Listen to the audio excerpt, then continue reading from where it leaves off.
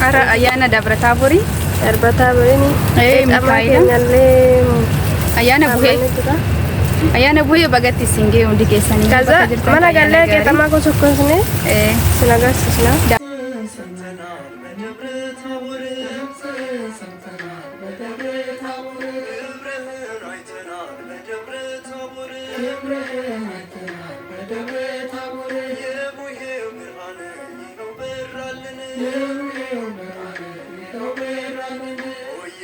Ashama akkam jirtu kabajamtoota hordoftoota Abbaatiyu keessanii annagaafoti galata rabbi arra kophaa kiyya dhufee jira.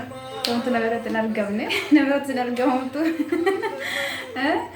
Kanaafuu akkam jirtu kabajamtoota hordoftoota Abbaatiyu nagaa keessanii annagaafoti galata rabbi arra kophaa kiyya dhufee jira.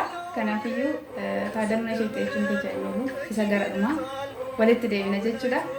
Nah akkam jirtan nagaa keessanii baay'ee siyyaanni jira arramoo deebinee dhufnee jira jechuudha. Baga isiniin gahe ayyaana Dabra Taaboriin jechuudha yookaan immoo ayyaana buheetiin baga isiniin gahe isiniin jenna. Har'a akkuma beekamu ayyaana buheeti. Kanaafiyyuu baga isiniin gahe ayyaanni kun kan jaalalaa kan tokkummaa nuuf haa ta'u Waaqayyo biyya keenya nagaa nuuf haa godhu.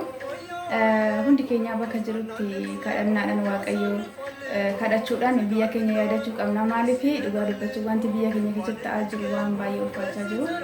Kanaafuu hundi keessanii bakka jirtanitti Waaqayyoon kadhannaadhaan Waaqayyoon kadhadhaa isiniin jedha. Hayyee kabajamtoota keenya warroonni Kaabbaa TV maatiin taane sabiskiraayib laayik sheer koomentii gochuun maatii ta'aa isiniin jenna. Kanaafiyyuu warroonni maatii taatanii amma ammaatti immoo na jajjabeessaa na cinaa dhaabbattan hundi keessaniyyuu guddaa galatooma isiniin jedha baay'ee sin galateeffadha baay'ee sin jaaladha.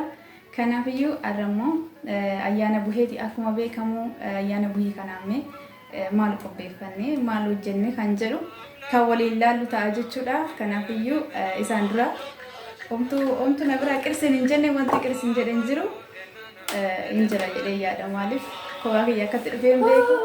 Kanaafuu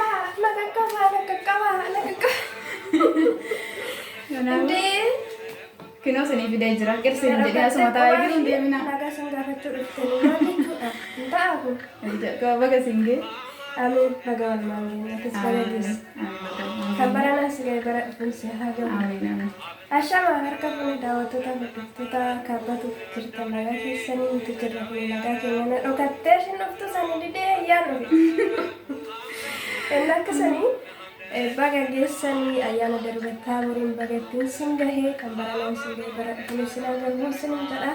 Warra akka keenya immoo bila nama keessa jirtanii bara dhufanii nunis biyyatti dabarsinanii abdii qabna. Yoo Waaqayyo jedhee fedha isaa yoo ta'e. Kanaafuu isinis immoo warri galmataaf karaa jirtanis warri immoo bakka jirtanitti deettanis Waaqayyo nama waggaa kanaatiin sin agarsiin jedha. Biyya keenya nagaan ufaa kennu kadhannanuuf godha kan biyya keenya sin jedha.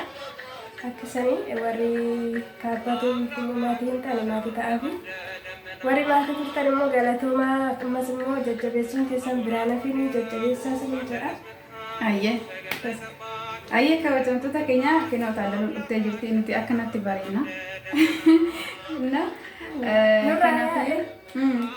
Kanaafiyyuu kabajamtoota keenya ammamee wantoota buheedhaaf qopheessine maaliif kan jiru biyya ormaatii gola ormaa keessa garuu immoo amma ta'een bakka akkama garaan biyya nu yaadatee nu waan hin jenneef waan xiqqoo ishii godhannee jira. Kanaafiyyuu isinillee warroonni mana madaa'anii jirtan jechuudha yoo kan isinitti tolu ta'e waan xiqqoo ishii godhadhaa fi maaliif akka biyyaattis ta'uu baatu amma tokko keechi nama das nama jedha jechuudha. Kanaafiyyuu waanuma jiru dirqama guddaa akkasitti jechuu odoon taane akka biyyaa odoon taane amma biyyaan ga'u garuu amma bakka amma jiru saniin wanno jedhanii waliin akkanatti kooflanii taphatanii yeroo gaarii dabarsuun gaariidha waan ta'eef akkasitti ayyaana gaarii dabarsaa isiniin jenna. Asirratti yeroo ayyaana fi waan tokko hojjetamu namoonni keenya kana wal bukkee yoo jiraatan ayyaana barbaadan akka buna keessan gaffisaati kadhannaa keessan godhaa biyya keessan bisofi keessan bis kadhannaa godhaa isin jedha nuti amma yeroo baay'ee akkasidha. Bakka yeroo qabdanitti fataa jechuudha. Kadhannaa gochuu yeroo ayyaanaas immoo akkasuma waan ayyaana sanatti yaadatamu biyya keenyatti yaadatamu sanatti gootanii yoo kadhannaa gootan baay'isaadha jechuudha. Kanaafuu nama waggaa kana taasisu akkas godhaati yaadachaa oola. ayyaana gaarii isiniif haa ta'u hunda keessaniif bakka jirtanitti. Inna kabajamtoota keenya kanaafiyyuu akkuma taaddaluun jette jechuudha waan guddaa qopheessuu kan immoo kan hundaa baqan jira miti. Waan meeqa qopheessinaa maal jettan yoo dhiphisoo odoon taane waanuma jiru waanuma xiqqaa wayiiti.